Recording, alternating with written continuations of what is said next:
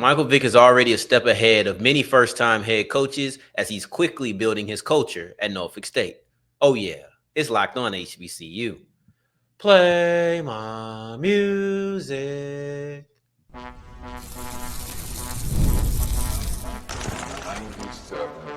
You are Locked On HBCU, your daily podcast covering HBCU sports. Part of the Locked On Podcast Network, your team every day. What's going on, family? Welcome back to another episode of the Locked On HBCU podcast, your number one daily one-stop shop for everything HBCU athletics. Monday through Friday, part of the Locked On Podcast Network, your team every day.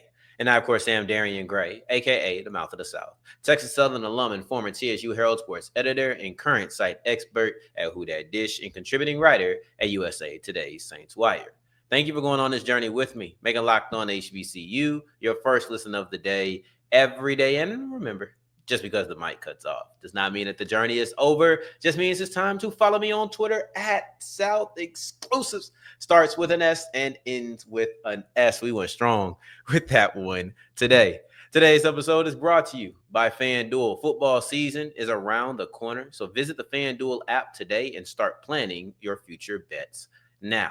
We'll wrap up today's episode by looking at Nakeya Hall's move from Grambling to South Carolina State as she returns home. And no, this is not just for homecoming. Segment 2, we're going to go ahead and take a look at the Deacon Jones Award watch list, the players that were left off. Shout out to HBCU Sports. They have their own list. I got some of the same guys. I have some different guys, but these are 5 players who I feel were snubbed from the Deacon Jones Award watch list. Segment 1, however, kicks off with Michael Vick building a culture at Norfolk State, and it's something that I think often gets overlooked for non-traditional coaches. And remember, I'm not saying celebrity coaches anymore. If you hear me say that, it's a slip of the tongue. If you hear me say celebrity coaches, and I'm talking about guys like Dion, Eddie, Vic, Jackson, if you hear me start saying those type of names, or those words to describe those players, just know it's a slip of the tongue. I think non-traditional is a much better way to phrase how we talk about these coaches. But this is a quote that Michael Vick had, and I thought that this was really interesting. So he says, "I know I'm a rookie head coach, but I'm not going to act like a rookie head coach. I want my players to be confident in me, my decision-making, my ability to trust them in all situations." Now, I don't think that there's anything spectacular about this about this quote. Maybe something spectacular about this coach. We'll see how that goes in the time being, right? He has a debut on national television in the middle of the week after next. So we'll be able to really start dissecting how we feel about Vic, the head coach. But as it stands right now, and as he's talking about his venture into head coaching, I think he's already approaching it with the right mentality, and that's one of building a culture. And I don't know how often we really apply that to non-traditional coaches, right? Like if it comes to traditional coaches, worked your way up the rank, this is your first time as a head coach, we always talk about building a culture. If you come in and you succeed immediately, we talk about how quickly you build a culture. But I don't feel like that's the talking point for non-traditional coaches. For non-traditional coaches, it's results, results, results. That's almost the only thing that we focus on. It's almost the only thing that we really talk about specifically in success. Now, it's important to remember, we've had Deion Sanders and we've had Eddie George. And those successes look different for both of those gentlemen. Both of those guys have had success.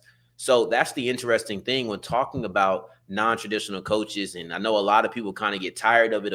We don't need to have these guys. And I understand where that emotion, where that reaction and opinion comes from. But it has 100% accuracy right now. Right now, it's working every single time. Is it going to continue that way? Absolutely not.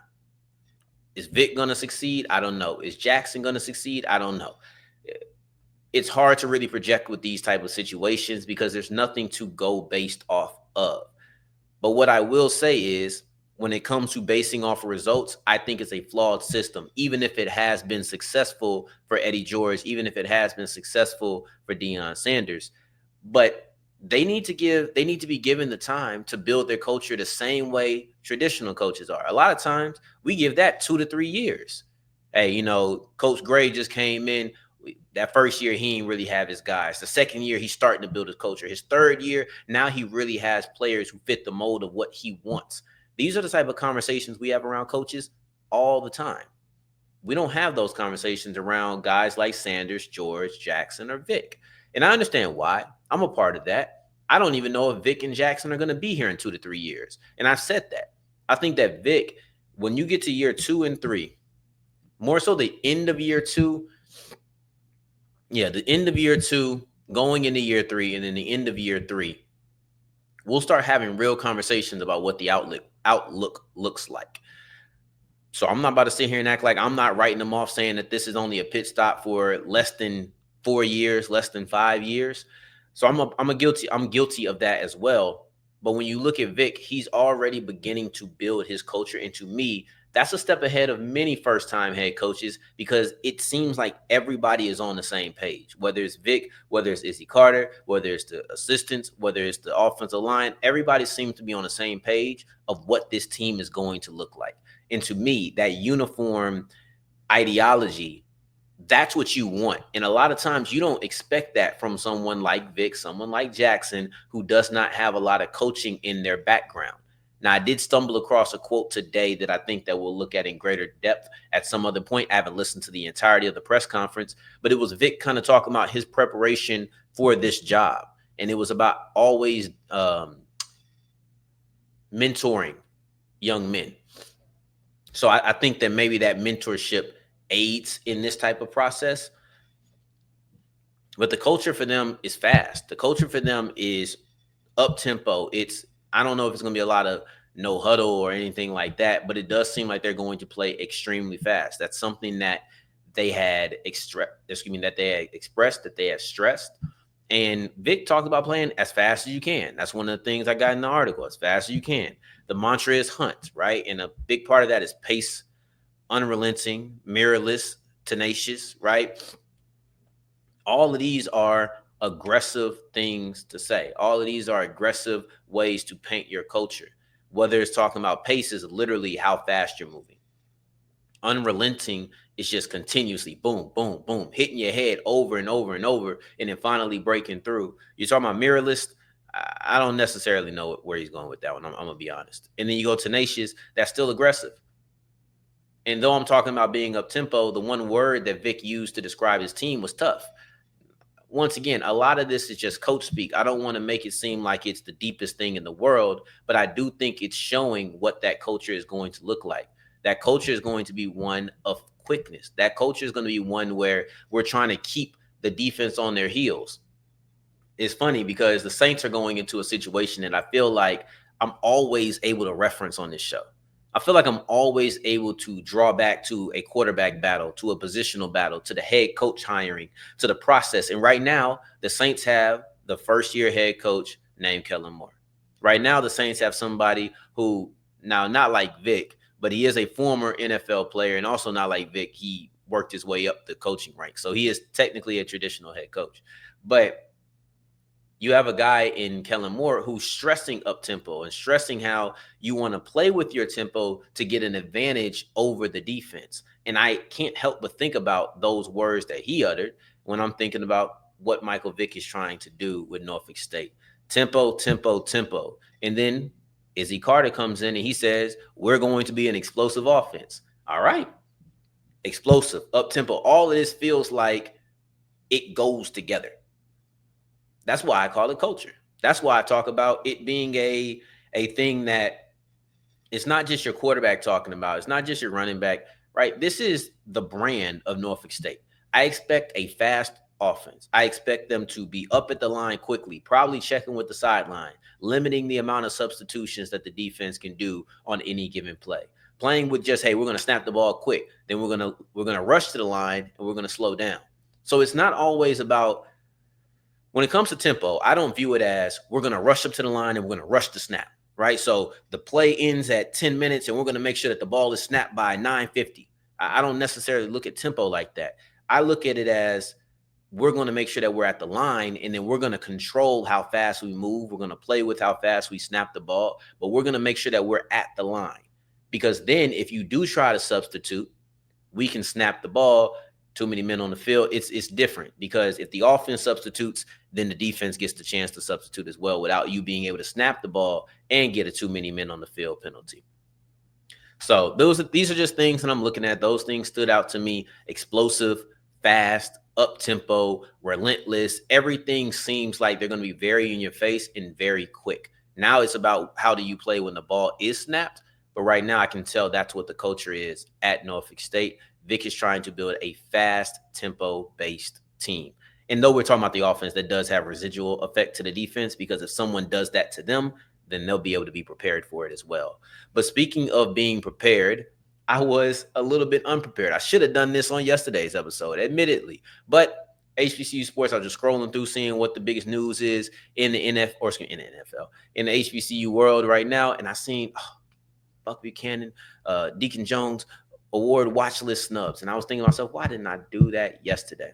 That's fine. We'll make good on it today. I got 5 players that I think are real snubs for the Deacon Jones Award. And I want to continue that episode of Locked on HBCU by breaking them down. Today's episode is brought to you by FanDuel. And August 26th is officially FanDuel Futures Day, a brand new holiday for football fans who live for the bold predictions and preseason hunches. For just 24 hours, right? Just on August 26th, FanDuel is giving you deals on the NFL season projections. So whether you're calling the MVP, is Josh Allen going to be able to get it back? Does Lamar get his? I think Joe Burrow has a really good chance this year if the Bengals can step up their win total. Maybe you're doing that. Or eyeing a long shot divisional winner like my Saints. Or maybe you're just ready to crown your Super Bowl champion already. Whatever that may be, you can do it at FanDuel. It's just up to you. Pick your sport. It doesn't have to be football. It can be basketball. It can be WNBA. It can be MLB. Regardless of what it is, visit the FanDuel app today. Start planning your future bets now, because Future Day is one day and one day only. FanDuel, play your game. As we continue rolling on today's episode of Locked on HBCU, I appreciate you for making this your first listen of the day every day. For your second listen, make sure you're checking out Locked on NFL. If you're going to be doing future bets, you're going to want to make sure you're checking out Locked on NFL so that you can be up to date on every single team in the league. Now, when it comes to the Deacon Jones Award watch list, we have 50 players, and it's hard to mess up a 50-player list, but I do feel like there were some notable omissions on this team, because I just don't understand how you omit Malcolm Reed, Ashton Grable, or Travis Terrell. Those are 3 players that I think had to be on this list. And have you ever read something that was typed incorrectly, right? And you just naturally corrected yourself? It's like, oh, wow, that was a misspelled word, but I knew exactly what they were trying to say, so I read it to myself. I didn't even notice this mistake. That's kind of how I felt about the Deacon Jones Award watch list, because you can't tell me that Malcolm Reed wasn't there. You can't tell me that Travis Terrell wasn't there or Ashton Grable wasn't there. So when I'm scrolling through, just trying to catch, right, I'll try to catch up on all my news and just read what's going on in the world. And one of my spots I go is HBCU sports, of course.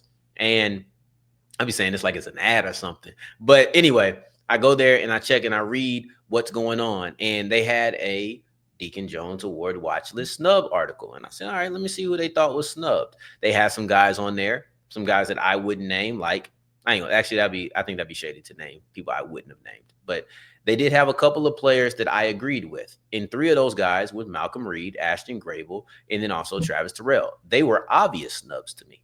When you just go through, you know, sometimes we say things that don't even need much explanation. Now, I don't have the luxury of saying things that don't need explanation and then not explaining it. We have time to fill. So we'll talk about this a little bit, but I feel like Reed, Grable, and Terrell were almost no-brainers to a degree. And Malcolm Reed is a guy who's extremely rangy. He's a guy who, from the 3rd level, can come down and make a tackle near the line of scrimmage. If you're going to throw a quick screen pass, he has quick diagnosing skills. He's a guy who I think is really talented in that back end of the North Carolina Central defense. But if you're asking why he's undeniable, why it's such a no-brainer to include him on this list, he's one of just 3 players from the HBCU ranks who was a Buck Buchanan Award watch list member. Right? You had Reed, You had Kelby Givens, and you had Eric Hunter. We knew that Givens and Hunter was going to be on this list. They're the MEAC Defensive Player of the Year and SWAC Preseason Defensive Player of the Year, both preseason. And Givens was the Defensive Player of the Year last year in the regular season. So we knew that they would be on this list. Hunter's one of the biggest stars. So is Givens. I feel like Malcolm Reed kind of flies under the radar, but I'm stunned. I am absolutely stunned that he did not make this list. Understanding that he did get the Buck Buchanan nod, you would think that he'd get the Deacon Jones nod as well. I don't think that that is a direct correlation, but I don't think that they're that far off. If you're one of the best players in the country, you would think that when we're highlighting the best HBCU players in the country, he would get there. Right? Like some things you can argue positional value, but the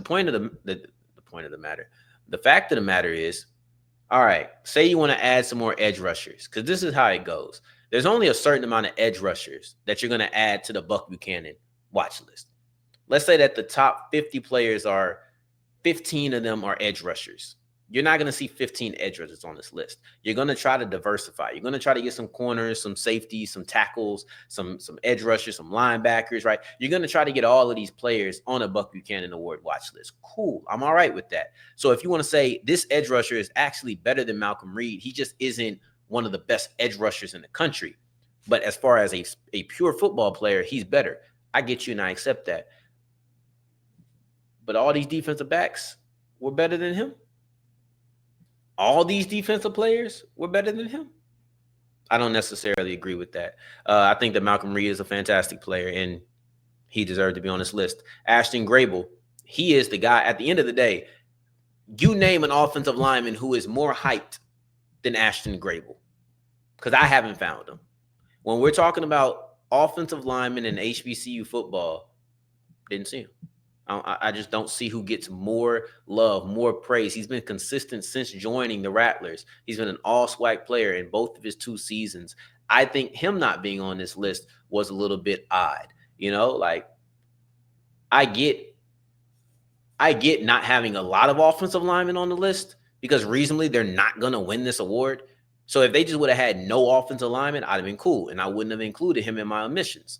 But he was omitted, or he's a part of my omissions, because this is a player who they did have offensive linemen on the list, and he didn't make it. I thought that was strange. And when it goes to Travis Terrell, Terrell is a player who is dynamite. Terrell is a guy who I think is in line for a breakout season. Not only that, from a pure, this is what I think he is as a football player standpoint, you then have the same award conversation that you had with Malcolm Reed, where Travis Terrell is one of 3 players who was a not Buck Buchanan, but a Walter Payton Award finalist for the best offensive player in the FCS. I just don't know if I can continuously put all of these other players ahead of them. And listen, Terrell is going to check a lot of boxes to get this award. The one thing I think is going to work against him is that he plays on the team with Jacoby and Morgan. But, you know, all in all, this is a fantastic player. This is somebody who's going to have to share the rock. Maybe that's something they took in account. But I think that if you're talking about him being one of the best offensive players in the country amongst all FCS football teams, he probably should have been one of the best FCS running backs. And I get it. You look at a guy like Kevon King, who he's going to be probably more of a bell cow. You look at a guy like I'm drawing blanks on who's on this team. I mean, who's on this list right now? Jason Collins. He may be more involved. He may be the leading guy in that backfield. You have questions about Travis Terrell. You don't know exactly how they're going to use him. Okay. But he's got to be on this list. He's too explosive to not be on this list. The other 2 guys I want to highlight, or actually, you know what? I'm just going to mention Jeremiah Williams very briefly, because I think Jeremiah Williams not being on this list was also surprising. I think he's the tone setter of that Jackson State defense, but maybe it's just too many JSU players. You know, like, it's funny because I see all these Jackson State players on here, and I'm like, man, I would add 2, 3, 4 more.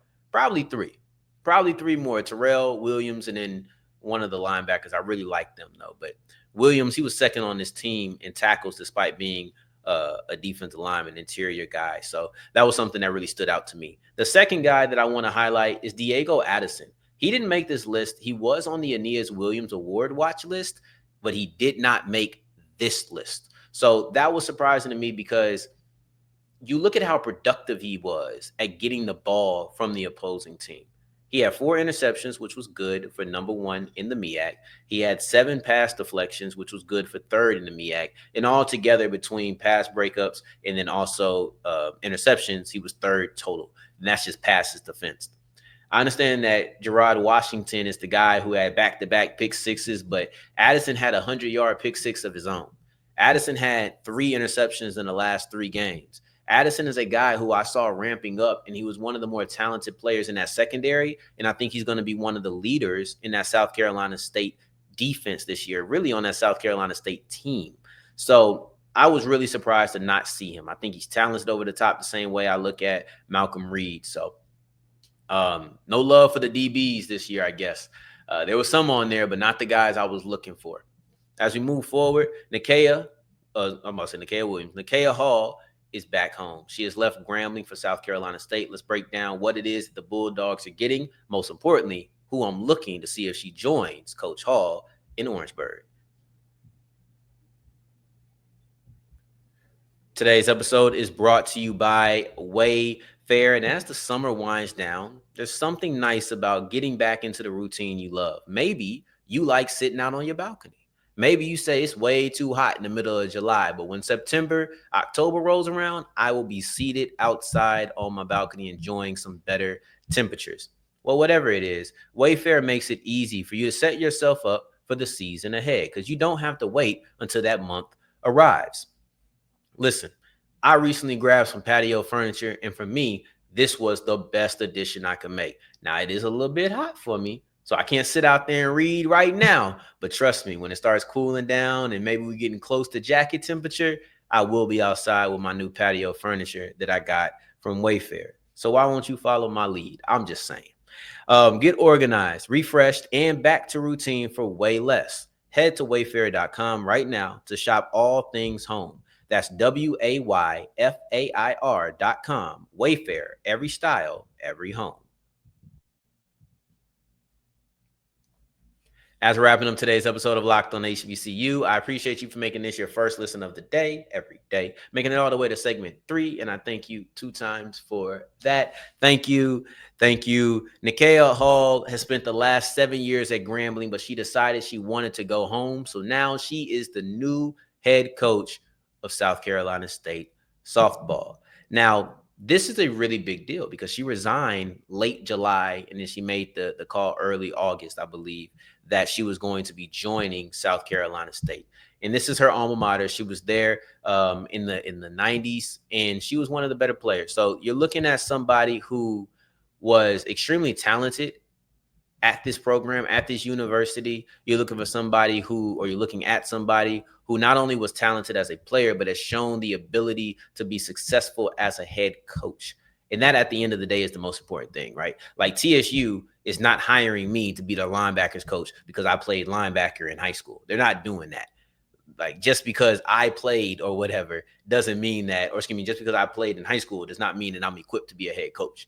It doesn't mean that I'm equipped to be a positional coach. I still have to prove my value in that domain, and Nakeya Hall has done that. Hall has proved her value. Most importantly, or most recently, she's proved her value at Grambling.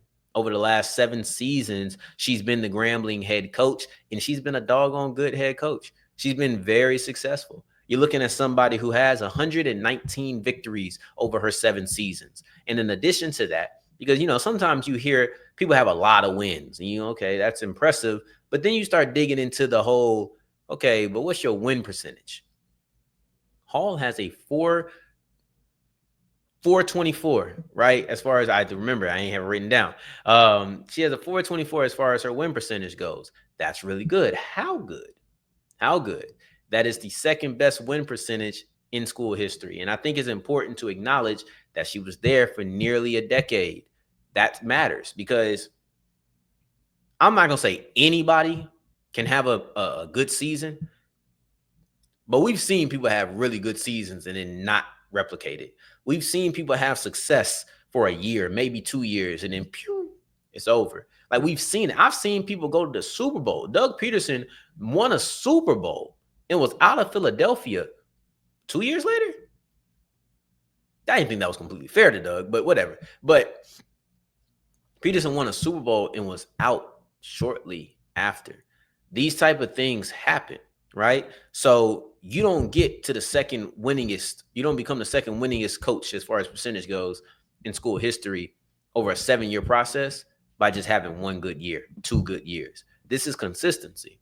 And the highlight of that 7-year span was 2023. And in that 2023 season, you're looking at somebody who set a record, tied a record for the most wins in a single season. She brought Grambling to the SWAC championship game, somewhere they hadn't been in 2 decades. So you're looking at success that was, and that always impresses me, when you have success that a school hasn't seen in forever. That to me is a statement. That to me is showing the ability to build a program. It doesn't mean that the team was absolute garbage, but it just means that, hey, this team wasn't able to reach these heights for a long time, and you were able to bring them there. And in that season, you had Cardacia Collins, who was the 2023 Freshman of the Year, and you're looking at her, who is still on this team, as a potential player who would join. But when it comes to, and now this is my thing, when it comes to coaches leaving and resigning and going somewhere else, I'm always interested in who follows. We've seen that with Teddy Keaton. We've seen that with Chennis Berry. I feel like we haven't seen it as much with Sam Shade, but I have seen it a little bit. It just hasn't been as prevalent to me. But you're seeing these, all right, the coach is moving within the conference, or he's moving within the HBCU world, or like, this is common. You've seen it with Dawn Thornton. You've seen it with Margaret Richards.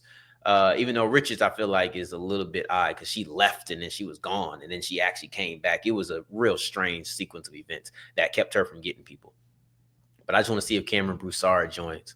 That's your 2025 SWAC Player of the Year. Not only is she a SWAC Player of the Year, she was also second team All-Louisiana. So we're talking about the best softball players, not only in HBCU softball, but also in Louisiana softball, which has a lot of schools to pick from. They got some big schools, they got some small schools, they got some medium schools, right? And Broussard was one of the best players in all of Louisiana in this sport. I just want to know if she joins. That's what I'm looking at, because when it comes to players, you have players who are loyal to a coach, which means, you know, hey, I wanted to play for her, or I wanted to play for him, or this person recruited me and we established this bond, and now 2 years have gone by and that bond is deepened. Or you have players who are loyal to the school, where I want to be at Grambling. Or you have players who are just like, all right, things have changed, I need to reevaluate. Which one of those is Cameron Broussard? And that's a very important question. Is she, I just want to play for Coach Hall? Is she, I just want to play for Grambling? Or is she just trying to figure out what is her next move now that her head coach has left? These are questions I have. These are questions that we won't know for a while, but I hope that we get the answer very soon. Tomorrow, I got a treat for you. Trey Oliver, head coach of North Carolina Central, joins Locked On HBCU to preview his school, his team, the MEAC SWAC Challenge, and everything that's changing around the MEAC. In the meantime, in between time, until the next time we hear each other, family, take care, stay blessed. Peace.